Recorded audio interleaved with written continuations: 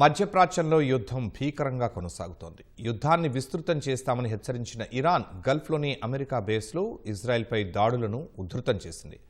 సంయుక్త దాడులను కొనసాగించిన Israel, America ఇరాన్లో అత్యంత కీలకమైన అణు కేంద్రం ఉన్న ఇస్ఫహాన్ నగరంపై విరుచుకుపడ్డాయి. పరిస్థితి మరింత ఉద్రిక్తంగా మారుతున్న నేపథ్యంలో 14 మిడిల్ ఈస్ట్ దేశాలను ఖాళీ చేయాలని అమెరికన్లను ట్రంప్ సర్కార్ ఆదేశించింది.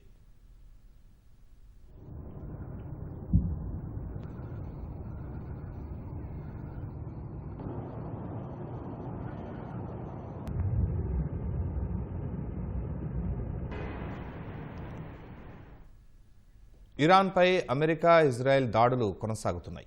సైనిక పరంగా టెహరాన్ను బలహీనంగా మార్చడమే ధ్యేయంగా మిలిటరీ లక్ష్యాలు, మౌలిక సదుపాయాలపై క్షిపణుల వర్షం కురిపిస్తున్నాయి. ఆదివారం తెల్లవారుజామున అమెరికా, ఇజ్రాయెల్ కలిసి ఇరాన్లోని ఇస్ఫహాన్ నగరంపై చేసిన దాడులతో పలుచోట్ల పేలుళ్ల శబ్దాలు వినిపించాయి. అనేక ప్రాంతాల్లో దట్టమైన పొగలు వ్యాపించాయి. ఈ దాడుల్లో డజన్ల కొద్దీ ప్రజలు మృతి చెందినట్లు తెలుస్తోంది. పశ్చిమ టెహరాన్లోని ఇరాన్ స్పేస్ రీసెర్చ్ సెంటర్పై దాడులు జరిగినట్లు సమాచారం. సైనిక, పారిశ్రామిక ప్రాంతాలు, విద్యా సంస్థలు, ఆసుపత్రులపైన అమెరికా, ఇజ్రాయెల్ దాడులు చేసినట్లు ఇరాన్ స్థానిక మీడియా వెల్లడించింది. ఫార్స్ రాష్ట్ర రాజధాని షిరాజ్లో ప్రజలు నివసించే ప్రాంతంలో అమెరికా, ఇజ్రాయెల్ దాడులు చేసినట్లు తస్నిమ్ న్యూస్ ఏజెన్సీ వెల్లడించింది. ఇరాన్ వ్యాప్తంగా 153 ఆరోగ్య కేంద్రాలు ధ్వంసమైనట్లు పేర్కొంది. అటు యుద్ధం తీవ్రమవుతున్న వేళ సైనిక కొనుగోళ్ల కోసం $827 మిలియన్ అత్యవసర బడ్జెట్ కేటాయింపును ఇజ్రాయెల్ ఆమోదించింది.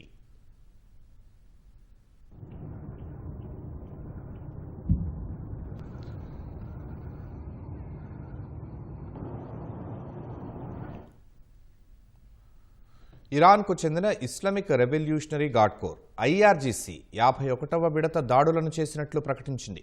సౌదీలో అల్ ఖర్జ్ బేస్, యుఏఈలోని అల్ దఫ్రా, ఫుజైరా, కువైట్, జోర్డాన్లోని అమెరికా సైనిక స్థావరాలే లక్ష్యంగా దాడులు చేసినట్లు పేర్కొంది. గల్ఫ్ ప్రాంతంలో పనిచేస్తున్న అమెరికన్ బ్యాంకుల శాఖలపై కూడా దాడులు విస్తరిస్తామని ఐఆర్జీసీ హెచ్చరించింది. ఇరాన్ ప్రయోగించిన క్షిపణులను సౌదీ, దుబాయ్, ఖతార్లు అడ్డగించాయి. రియాద్ తూర్పు ప్రాంతాల్లో దూసుకొచ్చిన 7 డ్రోన్లను అడ్డుకుని ధ్వంసం చేసినట్లు సౌదీ రక్షణ మంత్రిత్వ శాఖ తెలిపింది. తాము క్షిపణులు అడ్డగించడం వల్లే మెరీనా, అల్ సుఫౌహ్ ప్రాంతాల్లో భారీ శబ్దాలు వినిపించాయని దుబాయ్ మీడియా ఆఫీస్ ఎక్స్లో పోస్ట్ చేసింది. 4 బాలిస్టిక్ క్షిపణులు, 6 డ్రోన్లను తమ గగనతల రక్షణ వ్యవస్థలు అడ్డుకుంటున్నాయని యుఏఈ రక్షణ మంత్రిత్వ శాఖ తెలిపింది. జోర్డాన్లో వైమానిక దాడి సైరన్లు మోగాయి. బహ్రెయిన్ అంతర్గత మంత్రిత్వ శాఖ దేశవ్యాప్తంగా సైరన్లను క్రియాశీలం చేసింది.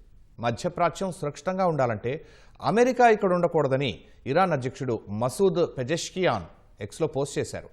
మధ్యప్రాచ్యంలో పౌర నివాస ప్రాంతాలపై తాము దాడులు చేయట్లేదని ఇరాన్ విదేశాంగ మంత్రి అబ్బాస్ అరాక్చి స్పష్టం చేశారు.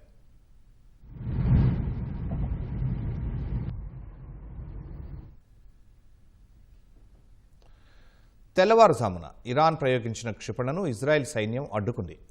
హోలోన్ ప్రాంతంలో పడిన శకలాల వల్ల మంటలు చెలరేగాయి. ఐలాట్ నగరంలో జరిగిన క్లస్టర్ బాంబు దాడిలో పలువురు గాయపడ్డారు. ఇజ్రాయెల్కు చెందిన లహవ్ 433 ప్రత్యేక పోలీసు విభాగపు ప్రధాన కార్యాలయం గిలాట్ రక్షణ ఉపగ్రహ సమాచార కేంద్రాలను లక్ష్యంగా చేసుకుని తమ బలగాలు శక్తివంతమైన డ్రోన్ దాడులు జరిపినట్లు ఇరాన్ తెలిపింది. ఇరాక్ వ్యాప్తంగా ఉన్న అమెరికా సైనిక స్థావరాలు, వసతులపై దాడులు పెరుగుతున్నాయి. ఇరాక్లోని అమెరికా పౌరుల సమాచారం అందించిన వారికి $1,00,000 అంటే దాదాపు $83 లక్షలు ఇస్తామని ఇరాక్ మిలీషియా ప్రకటిస్తున్నట్లు సమాచారం. అమెరికా స్థావరాలపై 5 దాడులు చేసినట్లు ఆ సంస్థ ప్రకటించింది. ఎర్బిల్లోని అమెరికా సైనిక స్థావరం, బాగ్దాద్ విమానాశ్రయం వద్ద ఉన్న విక్టోరియా బేస్ లక్ష్యంగా ఈ దాడులు చేసినట్లు తెలిపింది. అమెరికాను లక్ష్యంగా చేసుకుని ఇరాన్ దాడులు చేస్తున్నందున మధ్యప్రాచ్యంలోని 14 దేశాల నుంచి వెళ్లిపోవాలని అమెరికన్లను ట్రంప్ సర్కార్ కోరింది.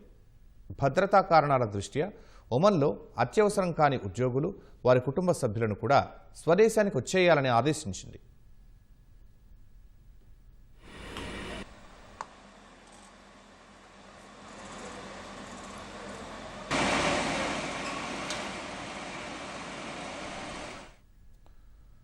దక్షిణ లెబనాన్లోని ఒక ఆరోగ్య కేంద్రంపై ఇజ్రాయెల్ జరిపిన దాడిలో వైద్యులు, నర్సులతో సహా 12 మంది సిబ్బంది మరణించారు.